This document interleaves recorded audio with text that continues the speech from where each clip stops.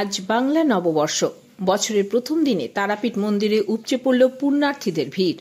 মা তারাকে পুজো দিতে সকাল থেকে মন্দিরের সামনে লাইন দিয়ে দাঁড়িয়ে রয়েছেন পুণ্যার্থীরা। বছরের প্রথম দিনে মা তারাকে পুজো দিয়ে পরিবারের মঙ্গল কামনা করেন তারা। সাধারণ পুণ্যার্থীদের পাশাপাশি আজকের দিনে তারাপীঠ মন্দিরে পুজো দিতে এসেছেন বহু ব্যবসায়ীও। মা তারার কাছে নতুন খাতার পুজো দিয়ে হালখাতা করছেন তারা। সব মিলিয়ে নববর্ষের দিনে তারাপীঠ মন্দিরে ঢল নামল ভক্তদের।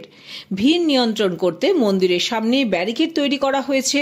রয়েছে মন্দির কমিটির নিজস্ব বেসরকারি নিরাপত্তা বাহিনী।